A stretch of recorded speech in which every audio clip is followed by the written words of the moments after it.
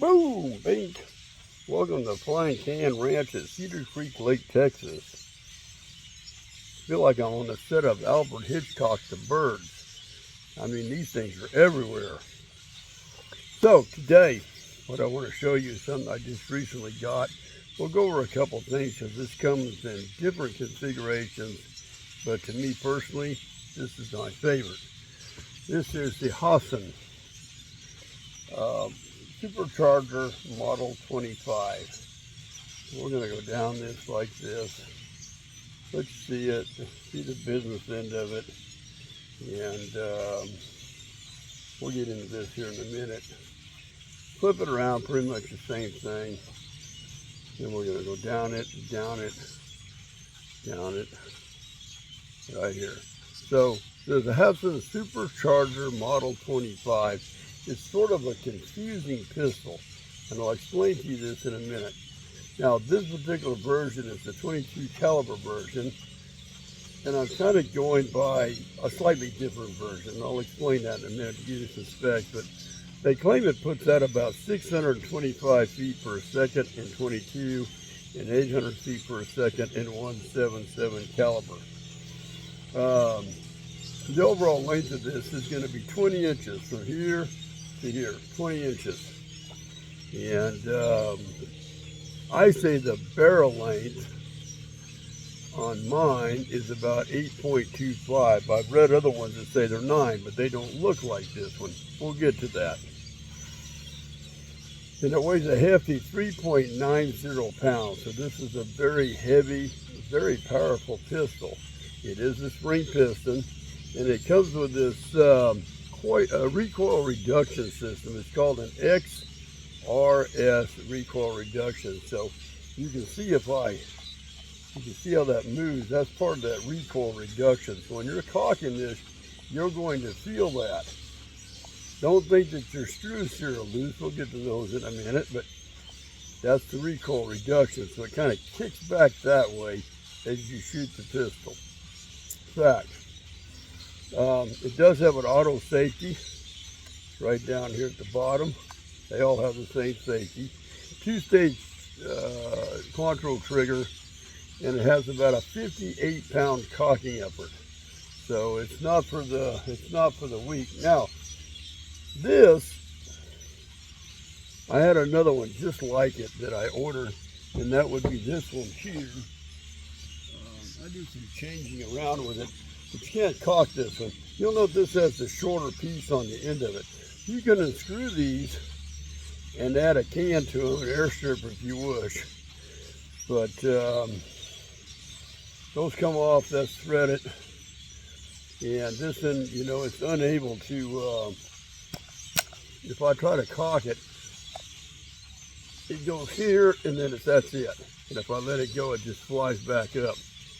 So I suspect that there's something wrong with the trigger mechanism for the piece that, you know, locks it out. I'll either buy a new trigger system on Hatsan or whatever. Now, whoever had this one shaved off this piece right here, and that's where your thumb thing was right here. Now, Hatsan does sell specialized left-handed grips. But you can see how this one is opposed to this one. And you can really get, you know, if you're using it, you can get that thumb laid on it. It's really quite comfortable this way. Now, the reason I say they come in different configurations, and I have reviewed one that looks just like this in the 177 caliber. Now, if you were to go to like Air Gun Depot or a Pyramid Air, and it's just in a pistol form, but this one is not.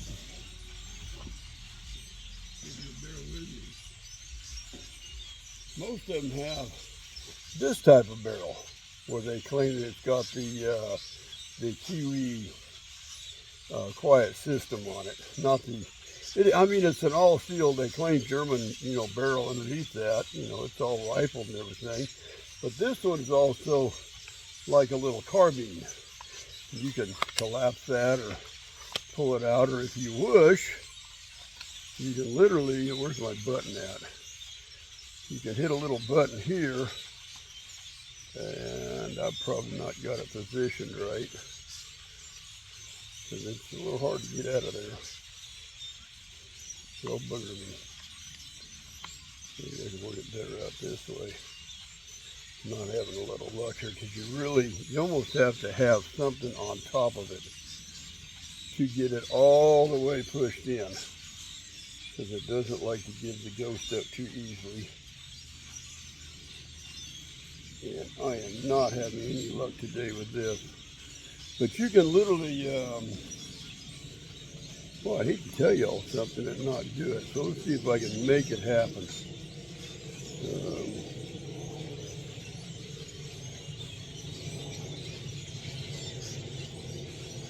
Boys, I hate to tell you, I have had it at it now. Deal with that. I've had this out of here. I showed it on the previous video. But you can push this little button and just pull the whole stock off, and then you have just a pistol. So you can have like a little mini carbine, or you can have just a pistol, like so. And this one, you can loosen the screws and raise or lower this cheek piece. It has a real good rubber butt pad to it. I've reviewed this. This is the 177 version. And I've had a lot of enjoyment with it. I'm going to have to work the trigger over just a little bit more. It's kind of stiff, but I make it work. So back to the original one.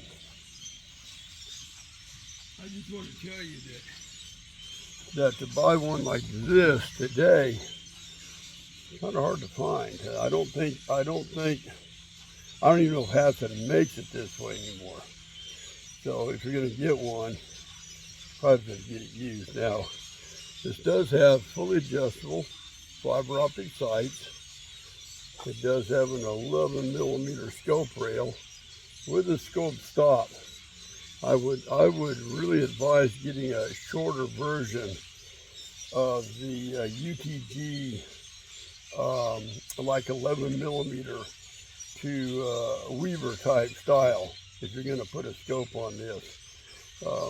Because if you don't, you're going to have to take this off, and then it's all going to want to, because this thing really does spring. I had a red dot on one of these, and I wasn't paying attention, and it made the little cap vibrate, and then it finally just flung in the battery and the cap and everything just took off on me. And you do have an adjustable, somewhat adjustable for height, red dot, or I'm sorry, fiber optic side right up here at the front. You use this little dial right here to do that. So you note this one has the gold trigger to it, whereas suppose the other one did not. I would highly advise, if you buy one of these, right off the top, is to get these screws out here, here, and these screws, really important, and put some blue thread locker on them, because this has a ton of vibration to it.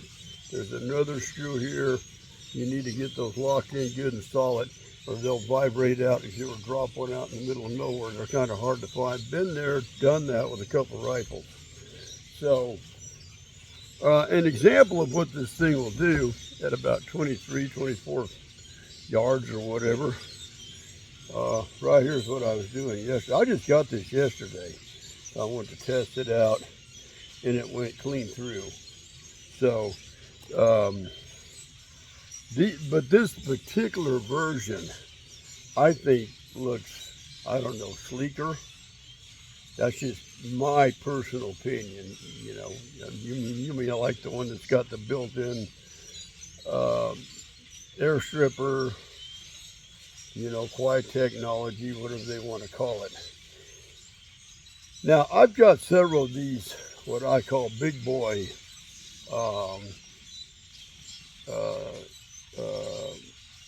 break barrel pistols. I've got a Benjamin, I've got a Diana,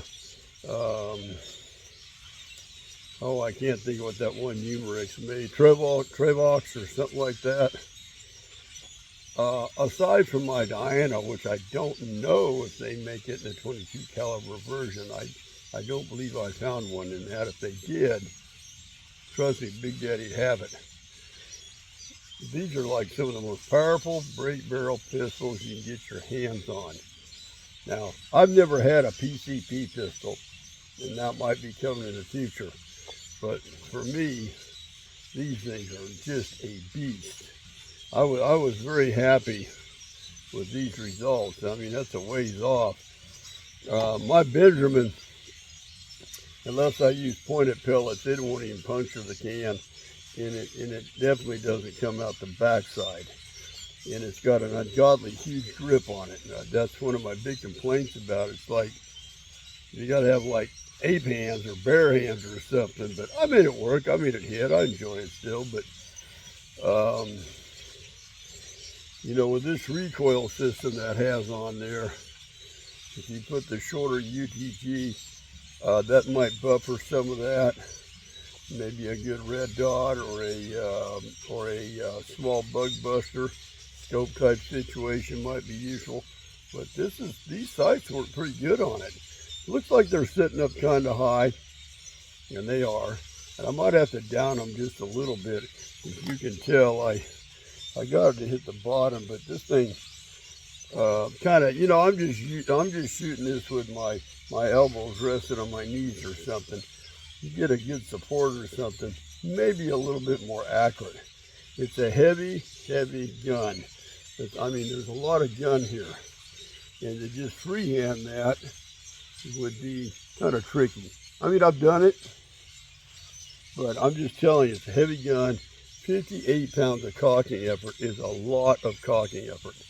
And, you know, I'm in pretty good shape, and I mean, I used it a lot, but just bear in mind, it takes a lot to get this down to make it click. So, you know, and again, this is definitely not like the little BB thing I showed yesterday, surely for fun.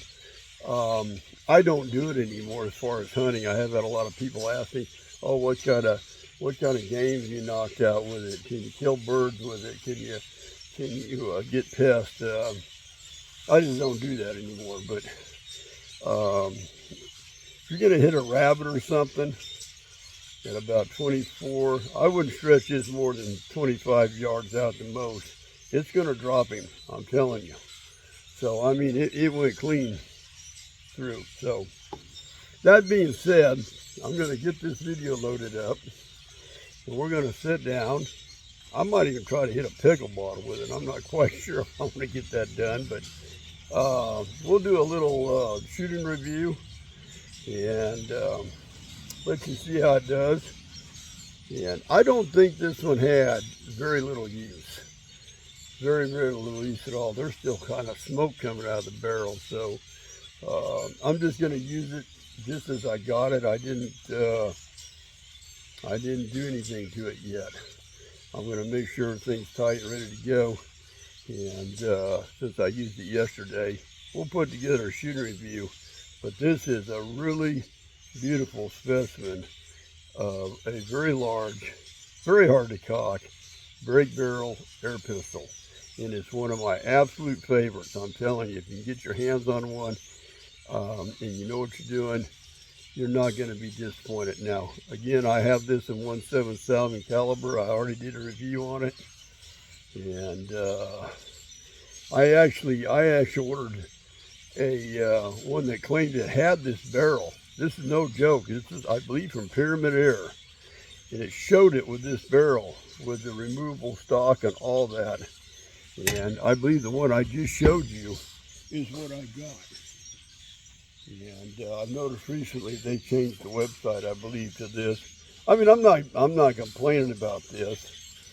I just really like that nice blue barrel. This has been very functional. I like it, you know. And I'm left-handed with a rifle, but I've worked around it, and I haven't ordered the left-handed grips yet. I probably will before it's over with, but it sets up good, and you can get a. You know, I don't even have to string it all the way out, you know, for me to bring it in just a little closer. is a little bit more comfortable to me, and it gives me a better hold with it, and then I can do my thing. So I wanted to share that with you. I'm going to set this back down here. Might use it later. So again, I'm going to put together a shooting video, and then we're going to go over it, and you can see what it can do, and then we'll go from there. So that's how we do it at the Flying Can Ranch. And again, I appreciate everybody's support. I've got a lot more subscriptions than I ever dreamed of. I hate to be redundant, but I'm not supported by any companies. Nobody's came at me that way. I don't ask for donations. Everything I do, I pretty much just bought it so I could share it with you, because I have a passion for air guns, all kinds, CO2, brake barrel, pneumatics. I just like them all. So I like to show people what's out there in the market. And we just old ones, new ones, you name it. We're gonna cover it on this channel. I've got, like I said yesterday, something very bizarre coming in maybe Wednesday, and I might have another contraption. I'm not sure when that's gonna be here. I haven't, to be honest with you, I haven't ordered it yet, and I'm just dying to get my hands on to see what it will do. And we will go from there, and that's again how we do it at the Flying Can Ranch. Let's make it happen.